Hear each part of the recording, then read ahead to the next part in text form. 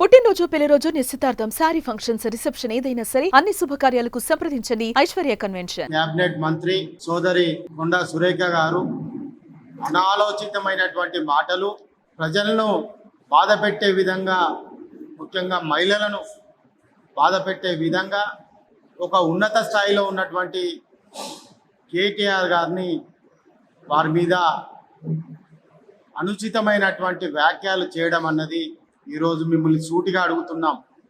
మీరు ఆరోపణ చేసినటువంటి మాటల మీద నిలబడతారా, లేకుంటే క్షమాపణ చెప్తారా?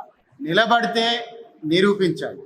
మీ దగ్గర ఏమైనా సబూత్ ఉంటే నిరూపించండి. నిరూపించడం కాదు, నాతోటి కాదు అనుకున్నప్పుడు క్షమాపణ చెప్పండి.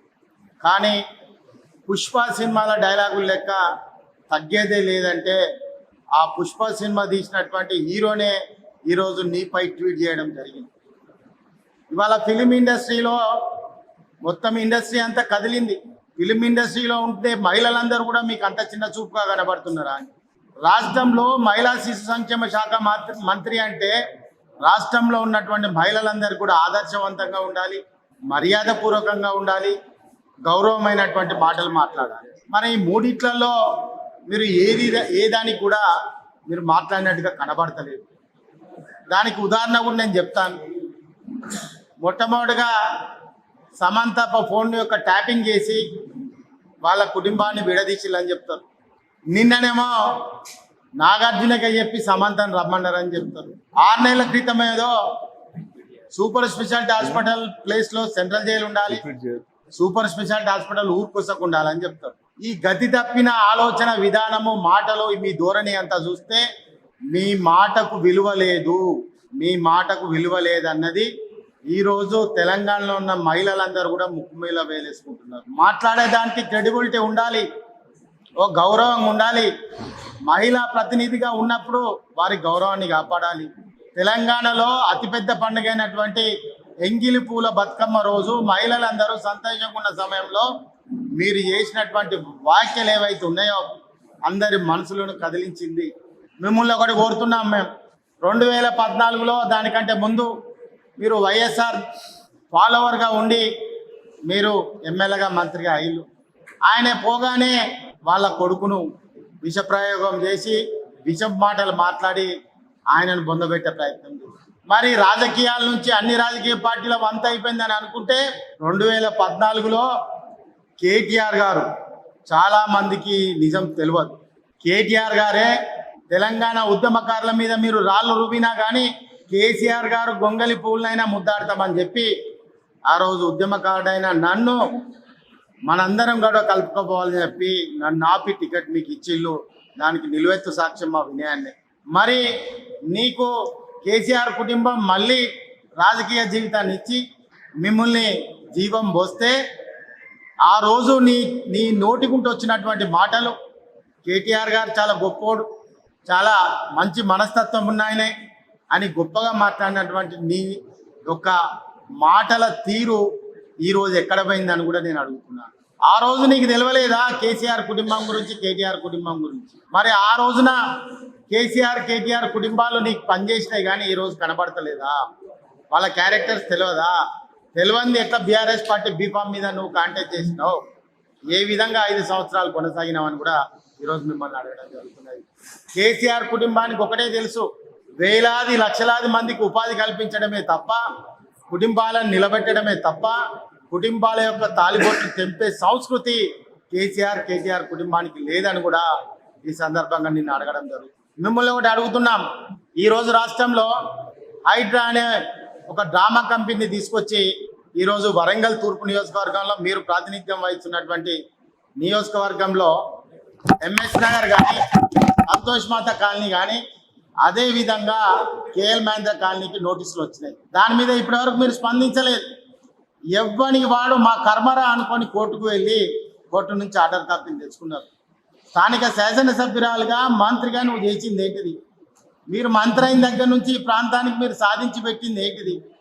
దాని వైపున అడుగులు వేయండి. పనిచేసే విధానం ఒక పద్ధతి ఉంటుంది, ఆ విధానంలో మీరు లేరు. ఆ విధానంలో లేకుండా మీరు ఎందుకు గజిబిజి అవుతున్నారో, గాబర్ అవుతున్నారో ఎవరికి అర్థం కావడం లేదు. ప్రజలకు అందుబాటులో లేదు. అదేవిధంగా పరిపాలన కూడా ప్రాపర్గా లేదు, అదేవిధంగా మీ మాట తీరు కూడా బాగలేదు.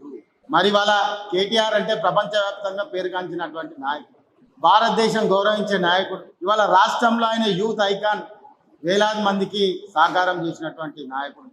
మరి అటువంటి వ్యక్తిని పట్టుకొని నేను పెద్దదాన్ని అవుతానని నువ్వు అనుకుంటే మాత్రం ఆకాశం మీద ఉమ్మితే, సూర్యుని మీద ఉమ్మితే నీ మీదనే పడుతుంది తప్ప ఎవరి మీద పడదు. ఇవాళ భారతదేశంలో వైవాహిక జీవితంలో ఒక గౌరవం ఉన్నది భారతదేశంలో. అటువంటిది మామకు ఫోన్ చేసి కోడలను పంపమనడం, అదేవిధంగా కోడలను పంపే పద్ధతి మామకు ఉంటుందా? ఎటువంటి మాట్లాడుతున్నారంటే ఒక మహిళగా సమంత గారు ఈరోజు నన్ను ట్వీట్ ద్వారా వేడుకుంటున్నారు, నన్ను లాగకండి అని వేడుకుంటున్నారు. ఎందుకు ఆ పరిస్థితి వచ్చింది? ఎందుకు ఆ పరిస్థితిని తీసుకొచ్చిళ్ళు? మీరు కూడా మహిళనే కదా, ఎందుకు అగౌరవపరుస్తున్నారు?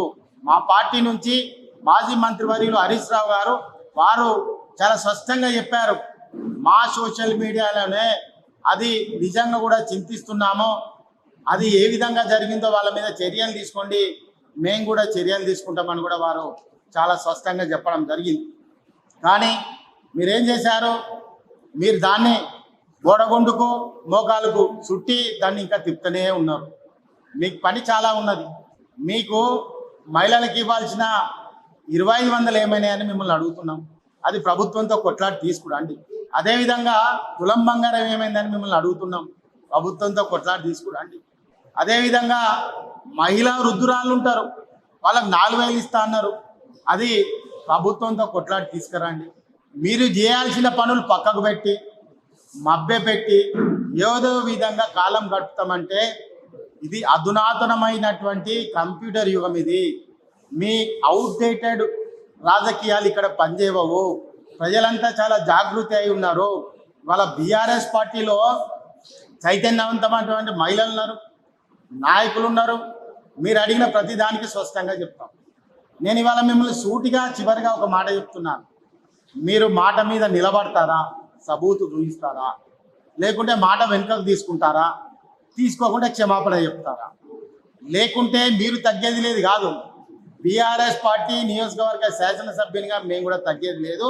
నీ యొక్క విధి విధానాలు, నీ తీరుతెన్నులు, నీ ప్రవర్తన ప్రజలందరూ కూడా గమనిస్తున్నారు.